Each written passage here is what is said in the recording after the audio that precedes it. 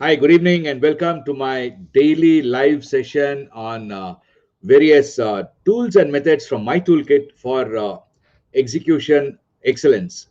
My name is Dinakar. I'm the founder of Samuthana and the inventor of DoHow, a methodology for changing mindset and culture. So, with that very brief introduction, let me directly deep dive into whatever I've been speaking. And I believe that you'd have had a nice weekend.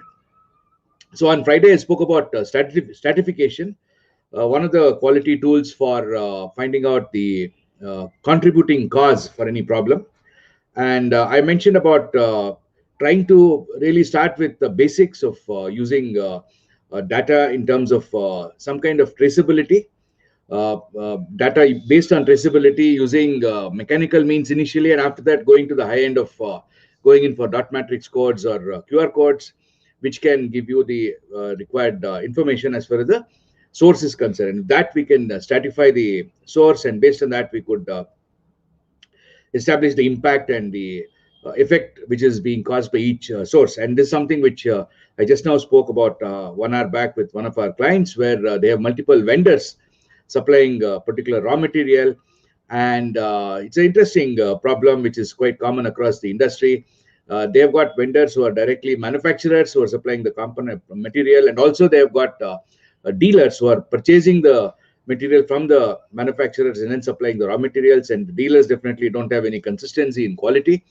They buy whichever is cheaper. So therefore, that stratification is something which really directly gets one to understand the problem and then pinpoint the problem and start working on that. So with that very brief introduction, a very brief recap, not introduction, of stratification, let me now jump into today's topic, which is sales funnel. I'm not sure whether you heard of this sales funnel. It's a very interesting concept. See, when any sale is being done, especially the B2B business, this is more relevant for the B2B, not that much for the B2C business. In a B2B business, whenever you are trying to acquire a client, there are multiple gates that one has to go through. The first gate is to really get through and speak to the potential customer. It could be either through a referral, or if not, through a cold call. Anybody would call up the customer and tell them that, look, this is what we are doing, and then would you be interested in talking to us? And that initial pitch, in my opinion, is extremely important. That's why a lot of people in the world are involved in preparing what is called as the elevator pitch. Because when you make a phone call, all of us keep getting phone calls, whether you want an insurance policy or you want a new car, and then some people even call up to give a loan. And then there is this car service station who keeps calling up asking me to get the car. So like that, a lot of people keep calling up continuously. So it's important that within a couple of seconds, I would imagine maximum 30 seconds is the limit, one should be in a position to explain what we are doing and what is the big value that we can bring to the table. What way we can support that particular customer. That is the first activity, the cold calling.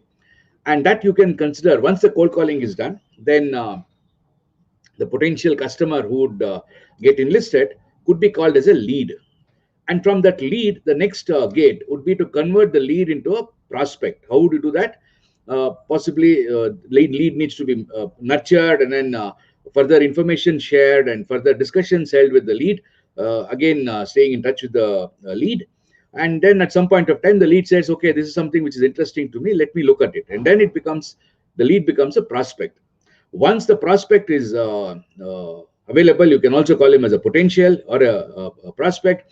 And once this potential is identified, one particular company has become a potential, then the next activity would be to see what is the requirement they have got, so that you get an RFQ from them. RFQ is request for quotation, request for proposal.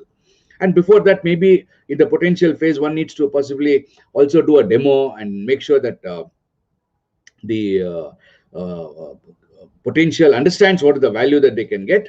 And based on that, they give a RFQ, and based on the RFQ, offer is made. That is the next level, where one will do an offer. And after the offer is made, then of course there will be multiple people making the same offer or similar offers. And therefore one needs to really then go to the negotiation phase, where one would negotiate with the potential and then try to acquire the order. That is the acquisition phase. Once acquisition is done, then the next is the delivery phase, which I would like to include in the sales funnel. I'll tell you why it is important. And once the delivery is done, that is the next phase. And the last phase is to collect the payment. Only when the payment is collected will the sales process end. This is something which is a huge magnanimous problem in the sales teams. Because as a salesperson, I get into the company and I would feel more comfortable by establishing my own contacts. This is very common in the sales teams which are not part of any multinational company, where they don't have any standard, what should I say, product which can be sold because of IP which is owned by the company, where it is mainly either reselling or contract selling or selling a contract activity. And there it is very common that the salesperson who gets in would establish their own contacts. And once he leaves the company, it's a disaster, because the one who left the company with the receivables pending from that customer. Then the new sales company person who comes in there, he generally is not interested in picking up the what should I say, problems which the other earlier salesperson had left and went, because the receivables would be an issue. Therefore, payment has to be the last part of the sales funnel, is in my understanding, in my experience. And this is something which I would suggest that each one of you do. Otherwise, generally the sales guy is very happy the moment the order comes in, and that doesn't really end the sales process, because after the order has come, delivery has to be done. So therefore, the sales guy is equally involved in making sure that the delivery is done, the customer is happy, and then the payment comes. Now you may ask me, why is it that you put payment as part of the funnel, and what way is the sales guy involved? Of course, the sales guy is involved because there could be some deviations in the delivery, or there are very common situations of the documentation not being complete, now documentation not being thorough. So all these things are definitely a very interesting case. Or the customer says that what you supplied is not to my satisfaction, because the sales guy who got the order had made a lot of promises that we're going to do this, we're going to do that, and then our product is excellent, etc., to get the order. And later, when the delivery was done, it is not up to the mark. Therefore, the customer is not interested in paying. Or the documentation, like I said, is not in order. Or there has been returns, and these returns have not been accounted for, etc. And then the customer also has another problem in the B2B business model. The customer has a big pressure in reducing the cost. So the customer says that, look, for this product, you give me a cost reduction after the delivery is done, and then I'm going to give you a higher price for the new product which is being sourced. So all this will happen. So sales guy is definitely there till the end of the purchase payment cycle. This is something which has been my personal discovery. I would really recommend strongly, and this is with our clients, we do the same thing. Whenever we do any sales activity with any client, the sales funnel ends by the payment collection. That is when the sales process ends. And these are the various parts of the sales process. Let me again recap. First is the lead, then after that the potential, then after that the RFQ, then order, the negotiation, delivery, and payment collection. Now, typically what would happen is, when the sales process starts, the leads would be the maximum. Then they would filter out to a little lesser number. That is the conversion factor, which one would call about. What is the conversion factor from lead to potential, potential to RFQ, RFQ to order, and then order to delivery, and then delivery to payment. And that's the conversion factors which one could talk about. And these conversion factors always keep getting narrowed for whatever reason. That's the way it is. Of course, the narrowing will not be that intense between the getting of the order and collecting the payments. Of course, there also it gets narrowed, because many of the payments by many companies are simply written off. Even in my case, I've got customers who don't pay. So I keep one customer I've been following up for the last 3 years. He's not paid still. So that is something which is very important, to make sure that the funnel is, that's the reason why the funnel becomes narrower as you come down towards the payment. So this funnel mainly talks about these various stages of a sales process, and to be able to understand how many are there in each part of each phase of the sales process. This can definitely be a very important tool for understanding how good the conversion rate is, what is the effectiveness of the selling process, and where we need to focus on, and so on and so forth.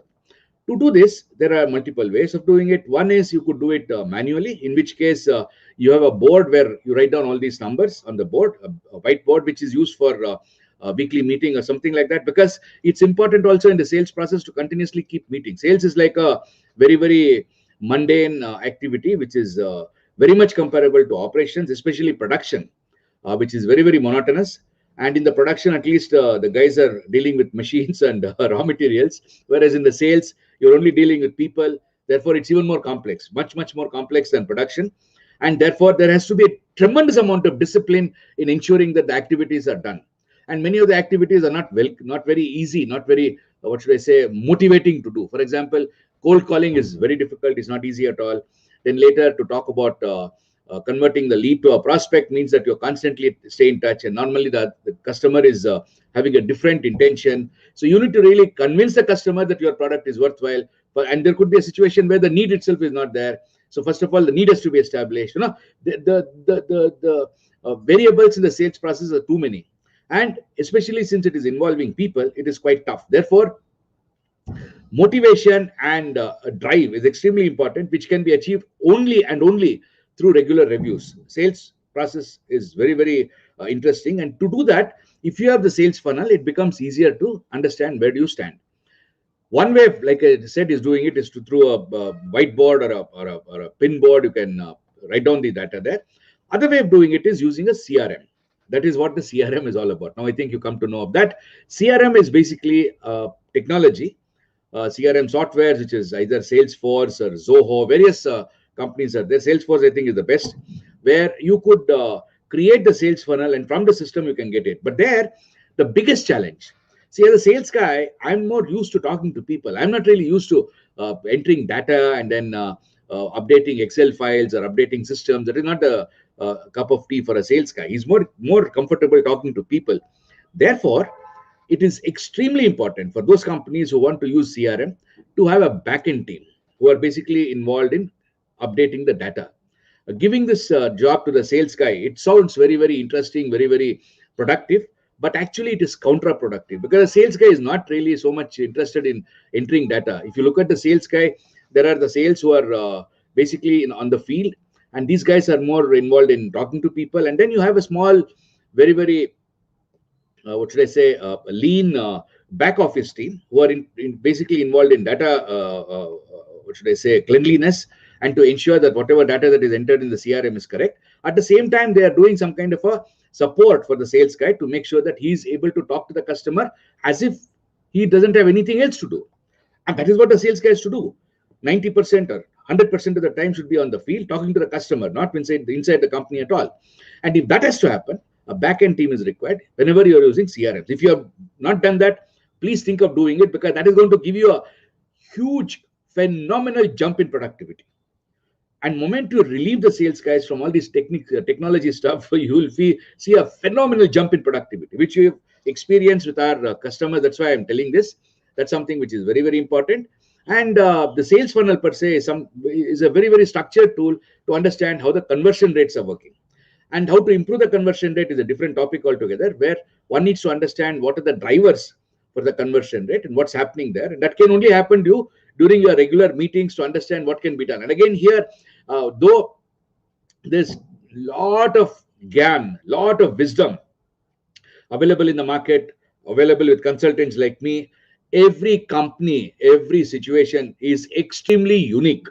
There is no fit for all solution at all. There is nothing which can be directly applicated for every company, every situation. It is 100% by experimentation and understanding and learning. And faster you do the experimentation, faster you can learn, you can grow faster. That is the only secret. So with that, I come to the end of today's discussion on sales funnel.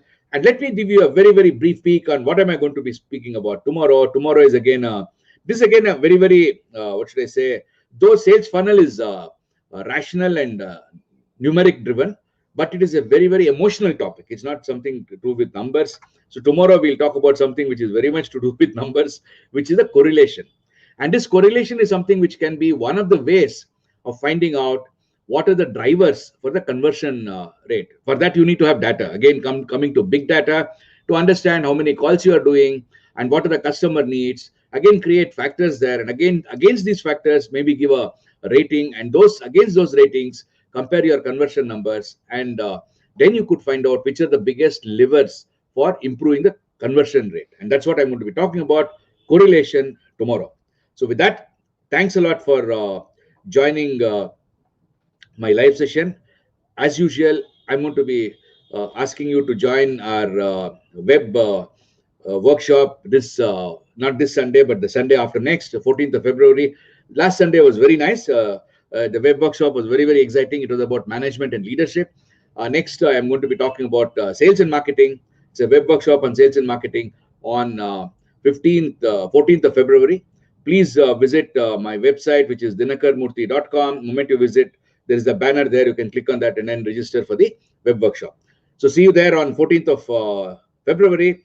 Till then, have a nice evening for those of you in India, and for those of you outside India, have a great day ahead. And see you tomorrow, more or less at the same time, on the topic of correlation. Thanks a lot, and goodbye.